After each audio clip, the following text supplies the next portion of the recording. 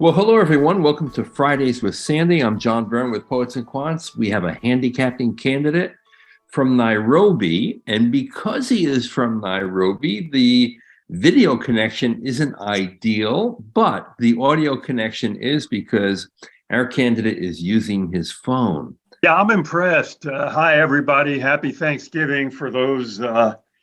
It's become an international holiday now. So happy Thanksgiving, everybody. Very exciting candidate. Ed, why don't you just maybe introduce yourself? That's a good way to get going. And it's often something that happens at business school interviews. Yeah, definitely. Hi, everyone. My name is Ed Kalajian. I'm originally from Montreal, Canada. Did my undergraduate degree at Georgetown University in the School of Foreign Service. Then moved on to McKinsey, where I worked for 2 years, moved to become a senior business analyst there from the business analyst role. And then in June of 2022, moved to do a secondment in Nairobi, Kenya right now with a social enterprise nonprofit called 1 Acre Fund. We do economic development with smallholder farmers based on microfinance. I should add that Ed has a 730 GMAT and a 3.91 from Georgetown. Which is quite impressive. And his title is Innovation Associate. This is all very impressive. Do you know your peer group from McKinsey, 1 Acre Fund? Have they had a history of going to business school? So McKinsey, yes. 1 Acre Fund, I think there are a few people scattered, mostly some of the secondees that came from various consulting firms and whatnot. So there are a few. It's not necessarily like a huge feeder like McKinsey would be, but there is a history. And what are the business schools that they go to typically? A few that I've heard of are Harvard, Stanford. Usual suspects. Yeah. There are a few also, I think, to Kellogg as well. The founder, as we were discussing before, is from there. So there is a slight connection. I think they've done some cases with 1 Acre Fund as well. So there's a connection there. All right. We can cut to the chase here. This is mighty impressive. Business schools love everything about this. They love people who go to McKinsey. They love people. Georgetown is a great feeder school. The stats, the 3.9 at Georgetown is something they respect. 730 is no one's going to have any problem with that. So the question is, I think your chances at most business schools are pretty solid, I would say. And Ed is paying you high. We didn't mention the schools on his target list, but it's Harvard, Stanford, Wharton Lauder's program, which is a great program for Ed, and Columbia. Yeah, exactly. John, question is, I think his chances are very, very good. The only Harvard and Stanford sometimes do not admit people like Ed, either because you screw the interview. That's a whole different box that we're not going to deal with today. You sound like a very good interviewer, but people can screw the interview. It happens to the best of us. The reason people like you I'm assuming a white male Canadian.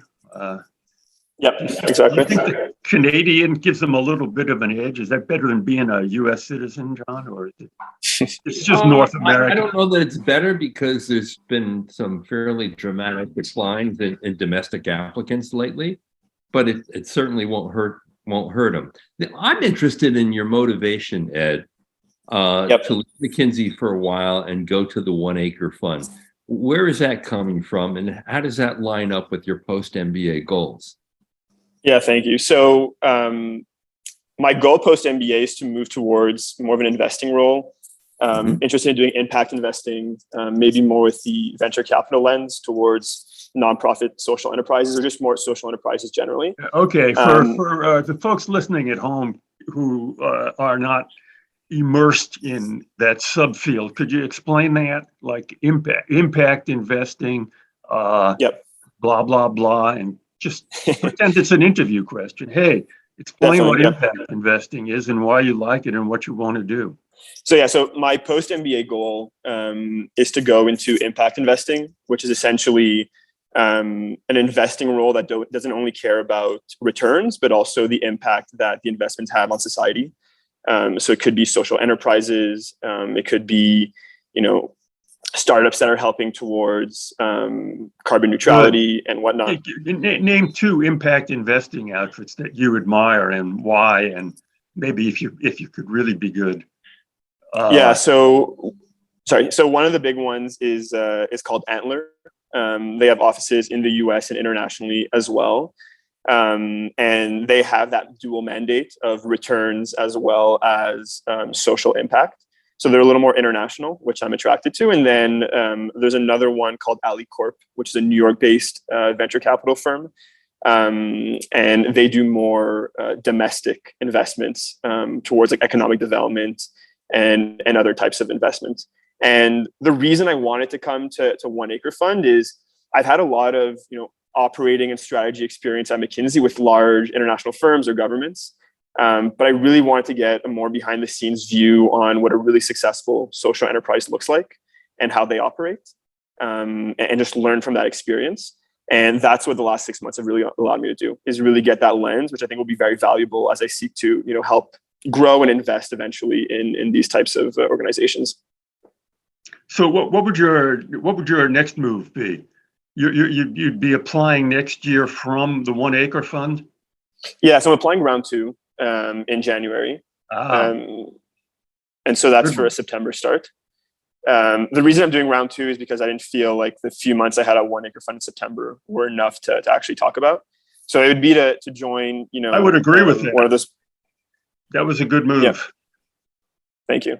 And so would be to hopefully apply to one of those social impact VCs, right when I start in September, to hopefully get an internship, try it out, and then adjust accordingly in the second year to see exactly what I want to narrow in on post MBA. So Sandy, what should Ed write about in his essays? How should he present himself that takes him out of the pile of white male MBB people? He should write about just what he just said. Yeah. Working in Africa and having goals like that to take him out of the impressive but very large pile, if you want to use that word, of smart white guys. So you probably want to zero in on something, an impactful project that you're working on currently at the One Acre Fund, what you've learned from it, and why you're motivated to go there. Well, I mean, we could, if you want, I mean, I could go through this if you want to, Ed. The Harvard question is usually, what we know your whole story. What else do you want us to know? Yep. What would be your strategy for taking that on?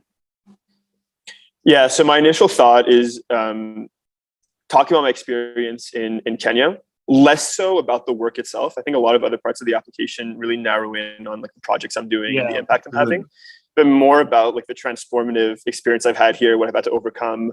Obviously, it was a big change. I've learned a lot. It's changed my perspective on emerging markets, on the world, on myself. And so that's kind of the approach. That's perfect.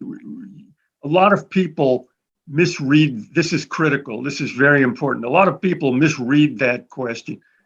What else do you want us to know? And they say, oh, I have to think of something else that's not on my application. That's not what you have to do. What the answer is, I'd like you to know how meaningful some experiences have been to me and how they have impacted my development and my goals. And that's exactly what you were doing. So you figured it out all by yourself and were enacting it. But for the peanut gallery at home, the way to answer the Harvard essay question is to say, what else I'd like you to know? I'd like you to know how important some signal experiences have been, some key experiences have been. That's the approach. Yeah. Good. That's solid. And it's important because your application is going to succeed or fail on how you present yourself and how you execute your application. Yeah, I think you're getting an interview at Harvard. Oh, totally. You're Your going to get admission to interviewed. Harvard is going to turn on not screwing up the interview, which happens to even to amazingly qualified folks like you. I know you mentioned Sandy scripted is a big one, right? But are there any other major pitfalls to look out for, right? If I'm lucky enough to get the interview while I'm prepping to consider. Let me raise a potential issue and see what Sandy thinks about it. Your post MBA goal is essentially to do venture capital in a very specific area. Are admission officials going to think that's too much of a stretch from where you are and what your background is, and think that they may not be able to satisfy your desire, your goal, your passion to do that immediately? And could that be a red flag? Sandy, what do you think? Probably not, because they'd forgive it. But you raise a good point. The way it is possible to be over specific in your goals, and they say, this guy's got his life a little this guy's life is pardon me, scripted. Okay. But so for the folks at home, the way to talk about your goals is to talk about them. We've been through this formula before. My goals are to have to be an impactful leader in areas like 1, 2, and 3. And that could mean several things. It could mean working for a blah, blah at organization 1. It could mean leading an organization, a small organization that is dedicated to my goals, like organizations 2 and 3. And that's the way you talk about your goals. And you might say, right after business school, well, what would you say? What do you plan to do right after business school? Maybe my question is it more valuable to say that after business school, I want to pivot to venture capital more generally, which is a little wider. And then once I get the experience there, narrow in on, the impact investing side of things, if that's considered too narrow in your perspective? No, impact investing is a fine thing to say that as your ultimate goal. What you want to avoid is the possibility that they think you're a venture capital wolf in do-gooder clothing. Yeah, because venture capital jobs, just like private equity jobs, are one-off recruitment deals. So it generally require customized searches. VC firms don't come and recruit heavily at business schools, so that's why you want to be kind of careful with that, because you don't have an investment management background and you don't have a VC background, and I just don't want anyone thinking they can't help you get that job, and therefore they don't want a disappointed graduate. Yeah, let me say this: venture capital jobs are very difficult to get right out of business school. Yeah, people do get them, particularly at Stanford and Wharton and Harvard. They would make they might make an exception in your case because you have the heavy McKinsey experience. Yeah. So they might view that as a proxy. But other venture capital firms usually want you to cut your teeth someplace else. Mm-hmm, mm-hmm. Okay. And I'm not 100% certain that it would be a red flag, but it's potentially one. That's all. Just say your ultimate goal is to do impact investing. And that could mean work. Yeah, you should have at your fingertips venture capital firms along the model that you would care very much to join. Yep. That makes sense. Good. Yeah, just soften that a little bit. And the key here is executing a really good application, spending time on every question that's being asked in those essays. And I think, just like Sandy, you're going to get interviewed. And then the question is, did they like you enough to admit you? I'm going to tell you, I think they will. That's not the question in the interview. The question in the interview is, were you unlucky enough to screw it up? I'm not. I've said this in life. I've said this before. I'll say it again. The interview process is meant to ding people. They already like you when they give you the interview. What the interview process is meant to do is to interview 10 people to discover people, this is rare, who don't really have fluent English skills. That's obviously not your problem. And then to discover people that they wouldn't want to sit next to based on the interview. So that's people who sound scripted or people they just don't like. The way that good guys and gals screw up the interview is that they adopt a persona for the interview that the interviewer doesn't like. Yeah, just be yourself. Yeah, it's easy to say, but when you get in there, And it's a high pressure environment, and you want. well, you can default to being a little more formal and less conversational. That's exactly what happens. Yeah. You're nervous. You should be nervous. It's important, and you very often there's not a chemistry. Sometimes there is. If there is, you're lucky. Very often the interviewer, particularly at Harvard, they're kind of a blank wall, and you default to being more scripted and formal rather than conversational. So, Sandy, what are Ed's odds at Harvard? Boy, I think this guy's odds of getting interviewed are, 50 to 60%. And you might go, gee, how come they're not higher? Well, he could screw up the application. He could write an essay that pisses somebody off. And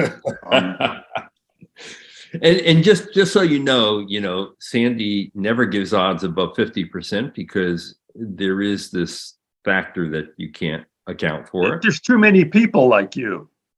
Yeah.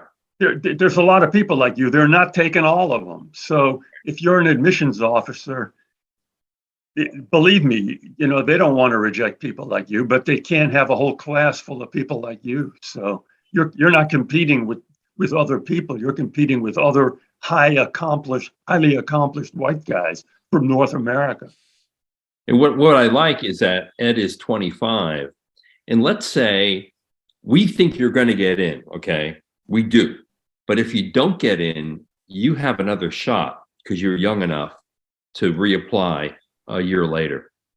Yeah, that's true. We're hopeful that won't happen. I'm just saying it's kind of like a nice safety net for you because you're 25. Yeah. You can apply at 26, no problem. And what about Stanford? I mean, the 1 Acre Fund thing is going to play really well at Stanford. Boy, this Stanford, you've got a lot of stuff Stanford likes. I don't know how to, man. They like the fact that you've got a classy background. They like McKinsey. But what they even like more is Stanford's crazy about Africa. Anything to do with development in Africa, they view themselves, they view it as the privileged schools. They view helping Africa, sending resources to Africa, learning from Africa. They view that as one of the things they're very interested in doing. Yeah. And along with the developing, I think that's the right PC jargon, the developing world there. Yeah.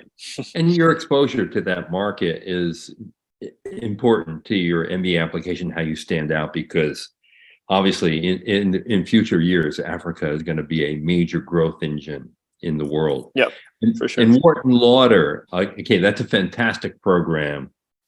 I think you're in really good shape there, don't you think, Sandy? Yeah, I do. You keep saying it's a fantastic program, John, and I agree with you, but tell us why.